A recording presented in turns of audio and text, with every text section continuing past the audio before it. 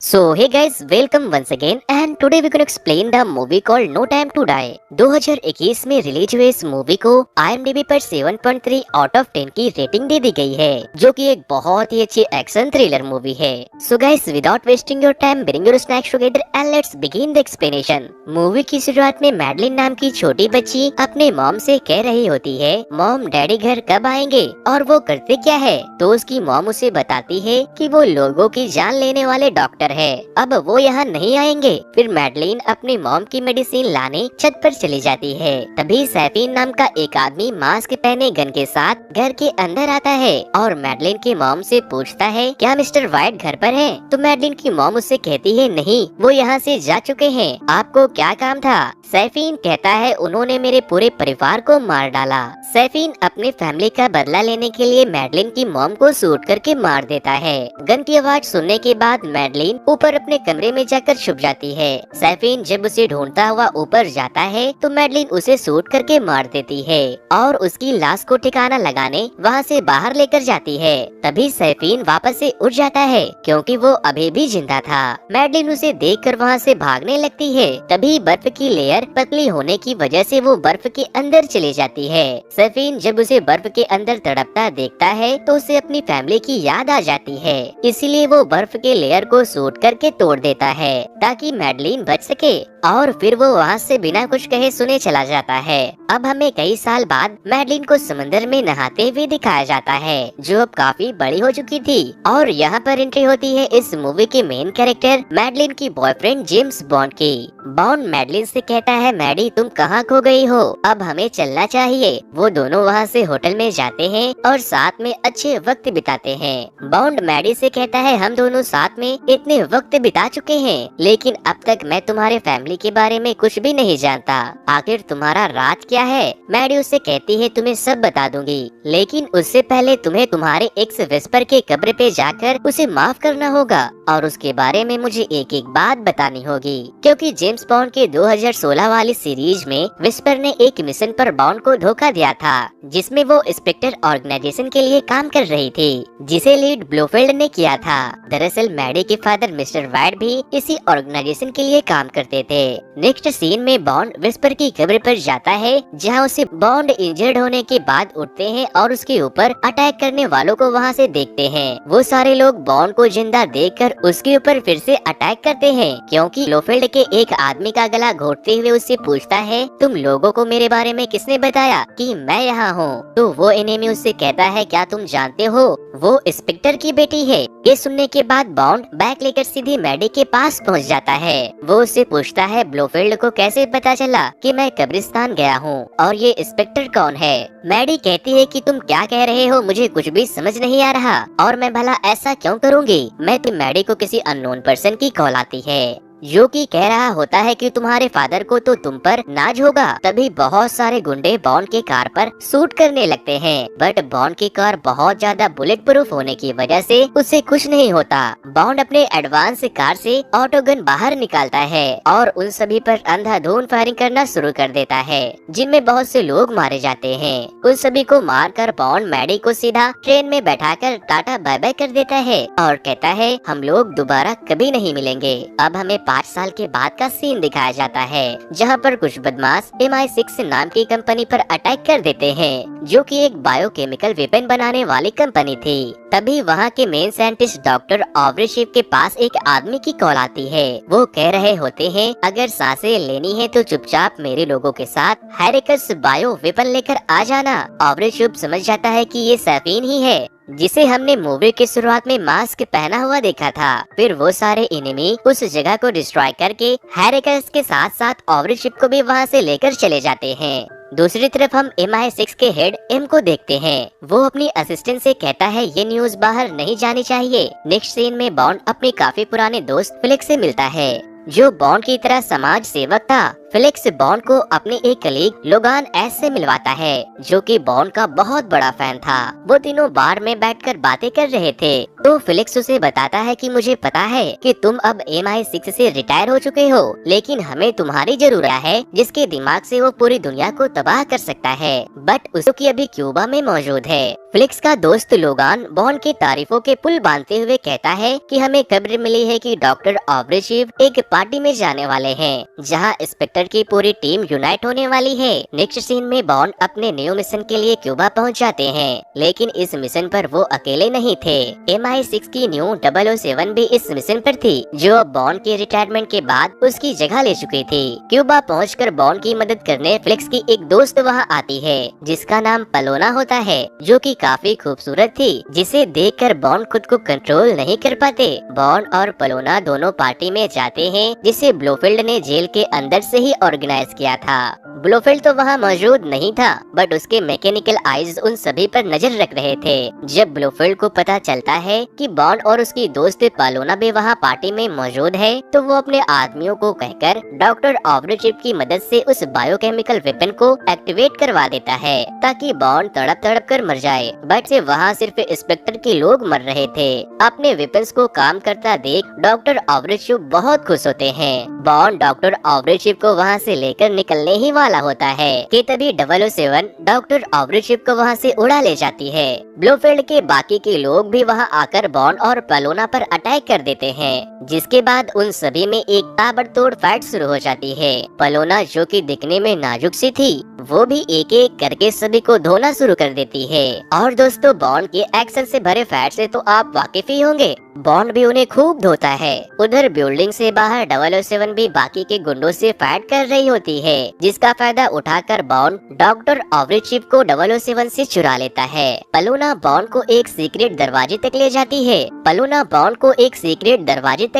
है। वहाँ से बॉन्ड डॉक्टर ऑब्रेशिव को लेकर सीधा शिप पर पहुँच जाते हैं, पर फ्लिक्स और लोगान वहाँ पहले से ही मौजूद थे। वहाँ पहुँचते ही बॉन्ड डॉक्टर ऑब्रेशिव से उस वेपन का मेन मकसद पूछता है, लेकिन वो उसे कुछ बता पाता कि उससे पहले कमीना लोगान उन लोगों पे अटैक कर देता है, क्योंकि वो कमीना था और वो सैफीन के लिए काम कर रहा था। इस फाइट में फ्लिक्स को गोली लग जाती है। लोगान उस शिप में बॉम्ब लगाकर डॉक्टर ऑब्रेशिव के साथ वहां से भाग जाता है। बॉम्ब ब्लास्ट होने की वजह से वो शिप डूबने लगती है, तो बॉन्ड फ्लिक्स को बचाने की बहुत कोशिश करता है, बट गोली लगने की वजह से वो काफी ज्यादा इंजर्ड हो चुका था। फ्लिक्स को पता चल चुका था कि उसका बच पाना नामुमकिन है, इसीलिए वो बॉन्ड को वहाँ से जाने को बोलता है और खुद उस शिप के साथ साथ समंदर में समा जाता है। और बॉन्ड एक कार्गो शिप की मदद से वहाँ से बचकर निकल जाता है। नेक्स्ट सीन में हम मैडी को देखते हैं, जहां उसे मिलने एक आदमी आता है। वो दोनों अपने अपने मॉम डैड को मिस करते हुए एक दूसरे की कहानी सुनाते हैं। फिर वो आदमी मैडी को एक बॉक्स देता है, जिसमें वही मास्क था जिसे मैडी ने बचपन में देखा था। और यहाँ पर हमें ये पता चलता है कि ये आदमी कोई और नहीं बल्कि सैफीन ही है। मैडी सैफीन से रोते हुए कहती है, तुम मेरे माँ के हत्यारे, तुम चाहते क्या हो और आखिर तुमने मेरी माँ को क्यों मारा था? सैफीन कहता है, मेरे पिता को फूलों से बहुत प्यार था और उनका एक बागीचा भी था, लेकिन तुम्हारे डैड मिस्टर वाइड ने ब्लोफील्ड के कहने पर मेरे फादर को मार दिया और उसने उनका फूलों का बगीचा भी छीन लिया।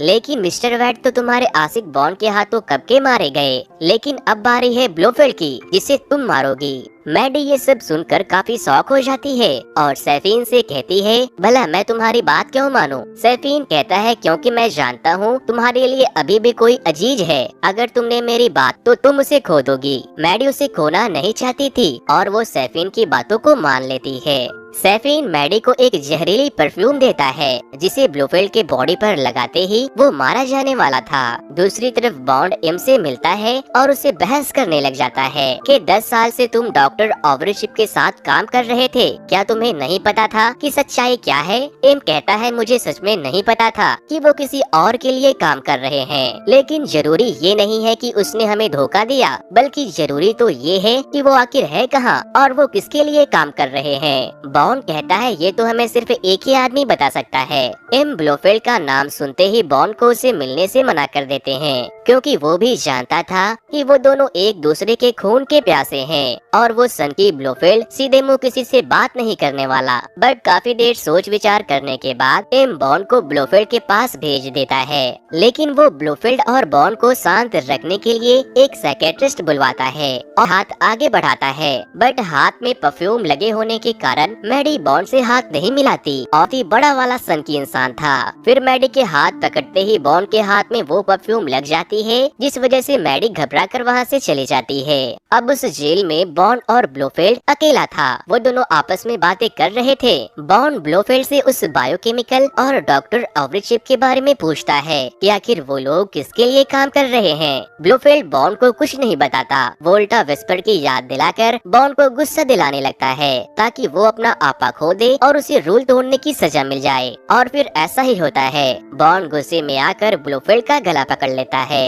ब्लोफेल्ड बॉन्ड से कहता है कि तुम एक खुदगर्ज इंसान हो, तुम मैडी के नहीं हो सकते तो किसके होगे? मैडी ने तुम्हें कोई धोखा नहीं दिया, वो सब तो बस मेरी चाल थी। ये सब सुनने के बाद बॉन्ड गुस्से में वहाँ से चला जाता है, जिसके बाद ब्लोफेल्ड अचानक से मर जाता है, क्योंकि मैडी के हाथों से बॉन्ड के हाथ में जो परफ्यूम लगी थी वो पॉइजनस थी, जो सिर्फ ब्लोफेल्ड के डीएनए पर काम कर सकती थी। सभी लोग ब्लोफेल्ड को मरा हुआ देखकर होपलेस हो जाते हैं कि अब कौन है जो हमें डॉक्टर ऑवरिशिप के मेन मालिक तक ले जाएगा। तो वहाँ मौजूद एम की असिस्टेंट कहती है, क्या तुम्हें पता है मैडी अभी कहाँ है? क्योंकि अगर तुम उस तक पहुँच जाओ तो वो बता सकती है कि ये जहर उसे किसने दिया था। बॉन्ड मैडी को ढूंढता हुआ उसके घर में चला जाता है, जहाँ मैडी ने अपनी बचपन गुजारी थी। वहाँ पहुंचकर बॉन्ड मैडी से मिलता है और उसे कहता है कि ब्लोफेल्ड ने मुझे बताया कि तुमने मुझे धोखा नहीं दिया, हो सकता है तो मुझे माफ कर देना। और ये बात भी सच है कि मैं यहाँ अपने काम से आया हूँ। मुझे ये जानना है कि तुम्हें जहर किसने दिया, लेकिन मैं तुम्हें ये भी बताना चाहता हूँ कि मैं तुम्हें जब जितना प्यार करता था उतना ही प्यार अब करता हूँ। बॉन्ड और मैडी के बीच काफी देर बात चलती है, जिसके बाद वो दोनों फिर से एक दूसरे के क्लोज आ जाते हैं और फिर उन दोनों में रोमांस होने लगता है। मैडी बॉन्ड को अपने फादर मिस्टर व्हाइट के सीक्रेट कमरे में लेकर जाती है। वो बताती है कि ब्लोफेल्ड ने मेरे डैड को एक फैमिली को मारने को कहा था, क्योंकि उनके पास एक आइलैंड थी और उस आइलैंड में उनका एक जहरीला बगीचा भी था। मेरे डैड ने उन सभी को मौत के घाट उतार दिया, बट उनमें से एक बच गया जो आज भी जिंदा है, जिसका नाम सैफीन है। उसके इरादे कुछ ठीक नहीं है। वो बायोकेमिकल वेपन में जहरीले पौधों को डालकर पूरी दुनिया को तबाह करना चाहता है। और लोगान, जिसने तुम लोगों को धोखा दिया था, वो उन्हीं लोगों के साथ काम कर रहा है। फिर मैडी बॉन्ड को एक छोटी लड़की से मिलवाती है, जो कि उन दोनों की प्रोडक्शन थी। लेकिन मैडी ने 4 सालों में बॉन्ड को ये नहीं बताया था कि वो उसकी ही बेटी है। तभी बॉन्ड के पास एम की कॉल आती है। वो उन्हें बताते हैं कि लोगान उसके लोकेशन की तरफ बढ़ रहा है। मैडी समझ जाता है कि वो उसे ही किडनैप करने आता होगा, क्योंकि सैफीन नहीं चाहता था कि किसी को उसके आइलैंड के बारे में पता चले।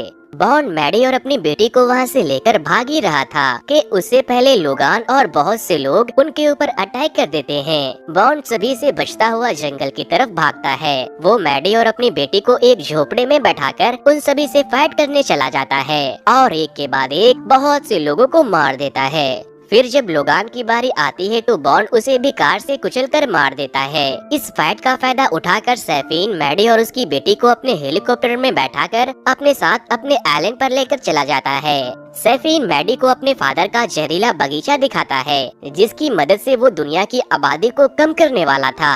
सैफीन मैडी से अपने परिवार वालों का बदला लेने के लिए उससे उसकी बेटी को अलग करवा देता है। दूसरी तरफ बॉन्ड 007 और MI6 के एक साइंटिस्ट क्यू के साथ एक प्लेन में बैठकर उस आइलैंड के लिए रवाना हो जाते हैं। क्यू उन दोनों के बॉडी में GPS लगाकर दोनों को आइलैंड पर लैंड करवाते हैं। GPS की मदद से एम और बाकी के लोग बॉन्ड और 007 को ट्रैक कर पा रहे थे। अंदर इंटर करते ही बॉन्ड और 007 डॉक्टर ऑवरिचिप को बंदी बना लेते हैं। तो सैफीन लाउड स्पीकर पे बॉन्ड से कहता है, बॉन्ड मेरे आइलैंड पर तुम्हारा स्वागत है। कितनी अजीब बात है ना, मेरे पास तुम्हारी 2 अमानत है और तुम्हारे पास मेरा एक, तो क्यों ना हम दोनों आपस में बैठकर थोड़ा गपशप कर ले। बॉन्ड ऑब्री चिप को 007 के हवाले करके खुद सैफीन से मिलने चला जाता है। सैफीन बॉन्ड की बेटी के साथ बैठा था। वो बॉन्ड से कहता है मुझे खून खराबा पसंद नहीं है, इसीलिए बेहतर यही होगा कि तुम मेरे आदमी को छोड़ दो और चुपचाप अपने परिवार को लेकर यहाँ से चले जाओ।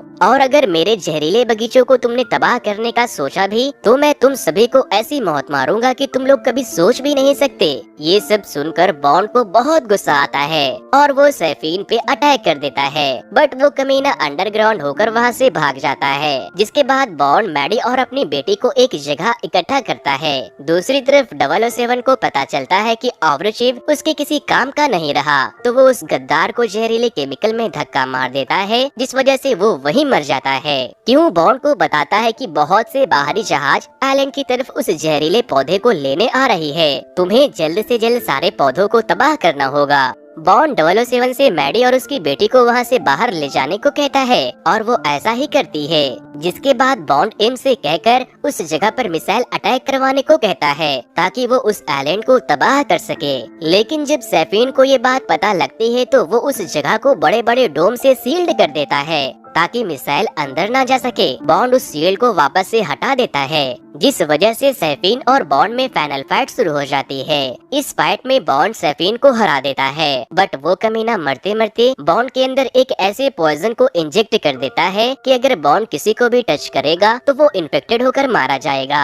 क्यों बॉन्ड को बताता है कि इसका तो कोई एंटीडोट भी नहीं है। और दोस्तों अब नो टाइम टू डाई से वो सीन आ ही जाता है जब Bond is about to die. वो मरने से पहले मैडी से काफी देर तक बात करता है और अपनी दिल की सारी बात बताता है और मैडी को खूब सारा प्यार देता है और आसमान की तरफ फेस करके खड़ा हो जाता है। अब इस मूवी की सबसे इमोशनल सीन आ जाती है जब बॉन्ड ना चाहते हुए भी उस आइलैंड में मौजूद सारे जहरीले पौधों के साथ साथ मारा जाता है। ये देखने के बाद पूरी MI6 कंपनी 007 और मैडी भी रोने लगती है, क्योंकि अगर बॉन्ड ऐसा नहीं करता तो वो किसी के भी कांटेक्ट में आते ही उसकी जान ले लेता। और दोस्तों ये मूवी यहीं पर खत्म हो जाती।